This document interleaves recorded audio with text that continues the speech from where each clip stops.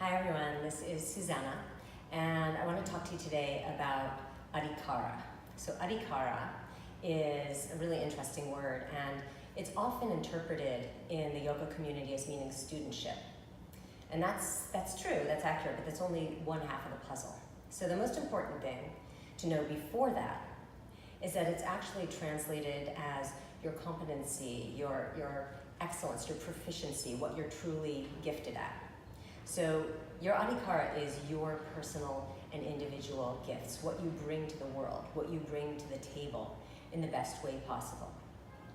So an Adhikaran is someone with a spiritual practice. So this is where it gets really interesting, because if Adhikara is your gifts and Adhikaran is your spiritual practice, what we need to look at there is the link between those two to find that third piece, which is the studentship piece. So if you have a spiritual practice, which means if you're engaged in that next level beyond simply being in the body. Being in the body is great, our embodied lives are beautiful, but that next level or that complement rather to the embodied experience is the spiritual experience.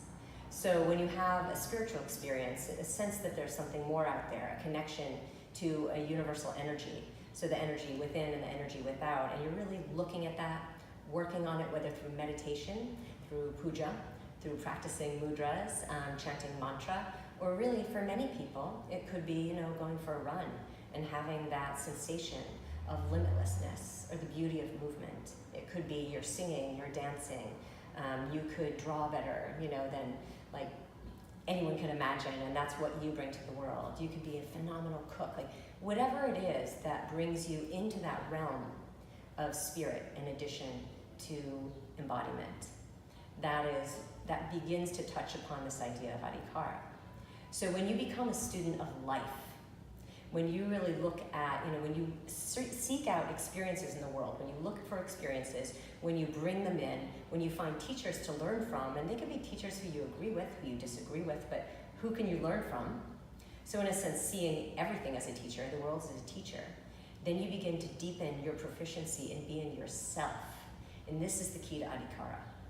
Because you are unique. There is no one else like you in the world. So what you bring to the table is unlike what anyone else brings to the table. So you might think, oh, there are people who do better, X than I do. Well, it doesn't matter. They don't do it the way that you do it. So how is it that you can bring your best self to the table? By self-study, by meditation, by practices, by learning, by listening to the world, by being attentive. And that's when you become really a master in a way of your own life, and you live more deeply and more fully. So I invite you to close your eyes for a moment. Rest your hands on your knees or on your thighs. Take a deep breath in, and then a big release. Relax your outer body, so that where your body meets the world becomes alive, a soft, permeable skin that covers you, your largest organ. And notice all the ways in which you connect with the world. What you're sitting on, the texture of what you're sitting on, the firmness, the air on your skin, your clothing on your skin, the way your body is touching other parts of your body. And this level of attentiveness begins to invite us inside. So begin to notice within this stillness of the outer body and this sensitivity, an inner layer of movement, of Shakti, of energy. There are so many systems happening in your body right now. Notice your breath and how your body is moving with your breath. Notice your heartbeat. And see if you can tune into the blood moving and flowing into every corner of your body, to and from your heart.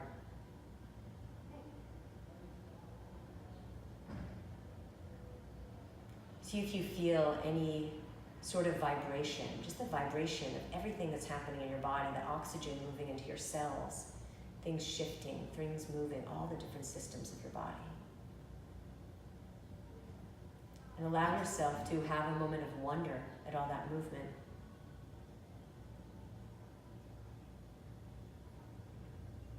And now see if you can find inside this sensation of movement a deeper experience of quiet, of stillness.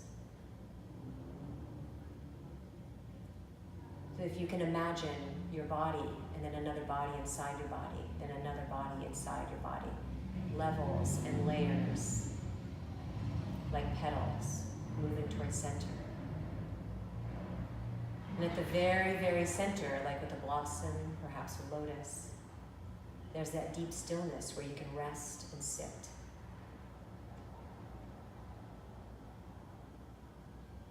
And know that the stillness and the movement define each other and support each other. But when we have that little experience of stillness, even for a moment, we are able to connect with a deeper, more meditative state. It grounds us, it settles us, and when we feel grounded and settled, we can connect more profoundly with our gifts.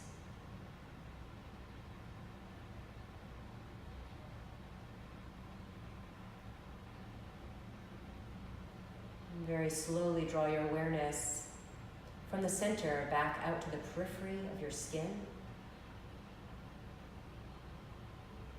and then open your eyes. Draw your palms together before your heart. Anjali Mudra, the gesture of grace. To your gifts, to your Adhikara, may they blossom. Namaste.